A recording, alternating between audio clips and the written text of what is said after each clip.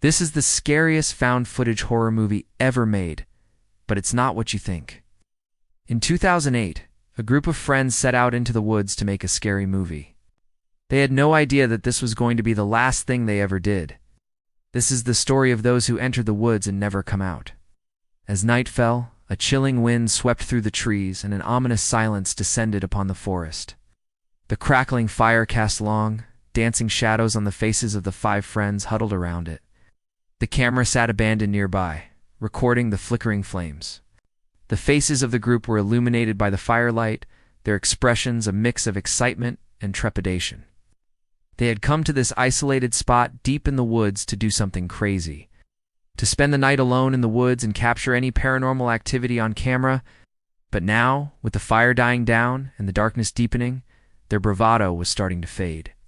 There was Ben, the adventurous leader of the group. Next to him sat Emily, her face pale in the firelight. Across from them, Tom joked nervously, trying to lighten the mood. Then there was Sarah, her eyes wide and watchful. And finally, there was Jessica, who was uncomfortably quiet. The night wore on, and the silence became unbearable. Then suddenly a twig snapped in the darkness beyond the firelight. All 5 friends froze, their heads turning towards the sound. A cold dread began to grip them. Was it just the wind or something else? No one dared to speak, the sudden noise shattering the fragile peace they had been clinging to. Then, as if in response to their fear, the wind picked up, rustling the leaves in the trees and sending a shiver down their spines.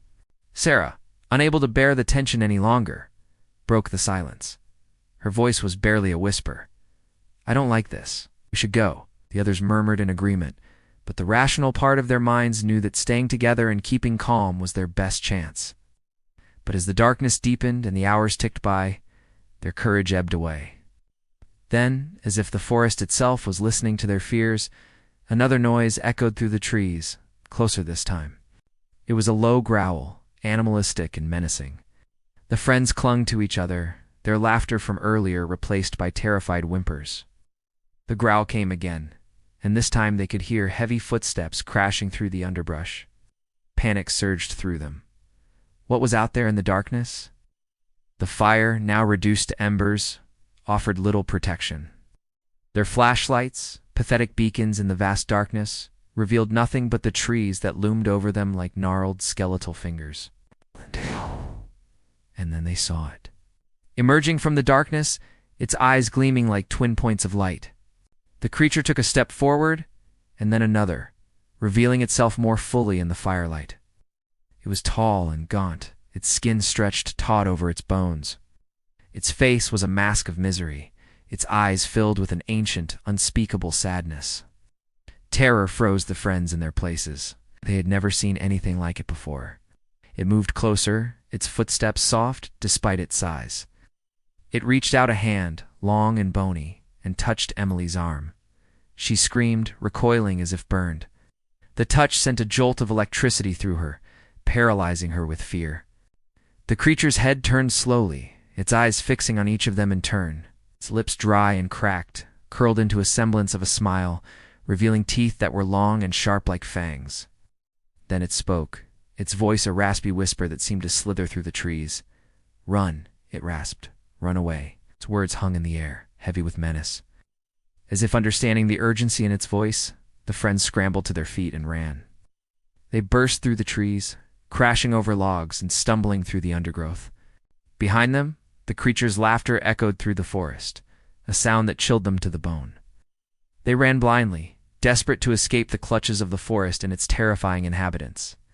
But as the minutes turned into hours, they realized they were still in the woods. The trees around them seemed to twist and turn in a macabre dance, their branches clawing at the sky. Then, as dawn broke, they stumbled out of the forest, exhausted and terrified. As the first rays of sunlight touched their faces, they looked back at the woods, their sanctuary for so many years. But now, they saw it with new eyes, knowing its dark secrets, fearing what might be lurking in its shadows.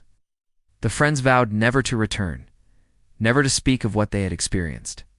They carried the scars of that night, both physical and emotional, for the rest of their lives. The woods, once a place of solace, became a haunting reminder of their brush with the unknown. And so, the legend of the woods grew, whispered around campfires on dark nights, a chilling tale of terror that unfolded under the cloak of darkness. When the forest claimed its victims and whispered its secrets to the wind. In the days following their harrowing ordeal, the friends tried to piece their lives back together. But the trauma of the night in the woods left an indelible mark on each of them. Emily, who had been touched by the creature, found herself plagued by strange and disturbing dreams. She would wake up gasping, her heart pounding, as if the forest itself was reaching out to her in the darkness of her sleep. Tom, always the jokester, became withdrawn and silent. He found it impossible to shake off the feeling that something was watching him, lurking just beyond his sight. Sarah, the practical one, couldn't understand what had happened.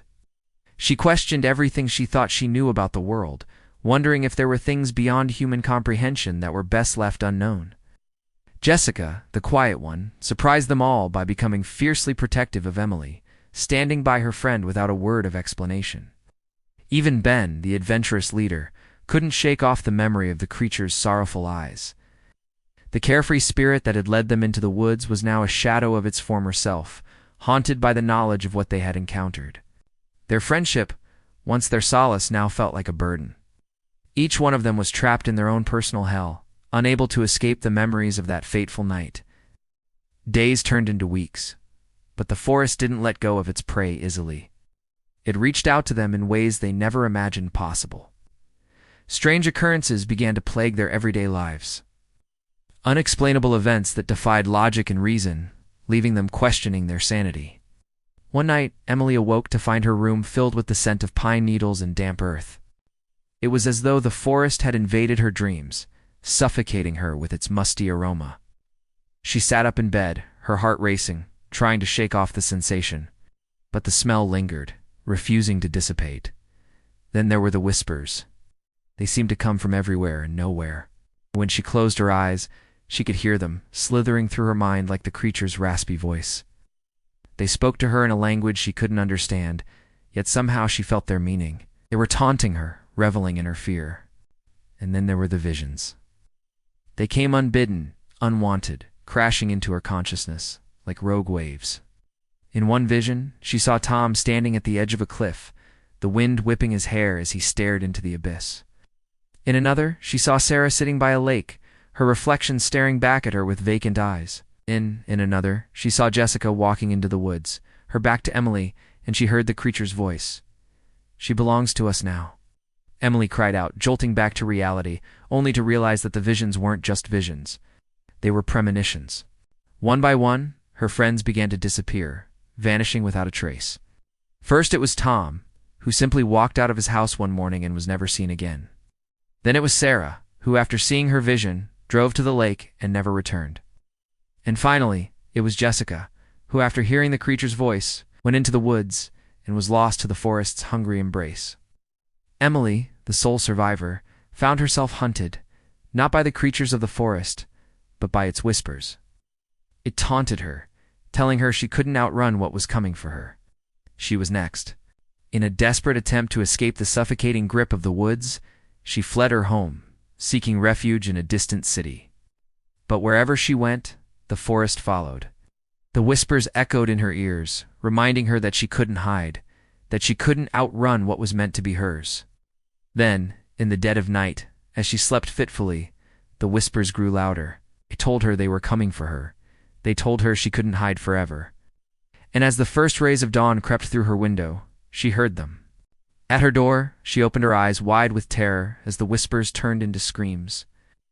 The door burst open, and standing before her was the creature, its eyes filled with an ancient sorrow, fixed on her. And in its raspy voice, it uttered 3 words that chilled her to the bone. "You're coming home." And so Emily's fate was sealed. The woods had claimed another victim, and as the sun rose, casting its golden light on the forest, the creatures of the shadows reveled in their victory. The woods were quiet now, but the silence was deafening. It was the silence of a place that had consumed another soul, adding another layer of darkness to its already troubled history.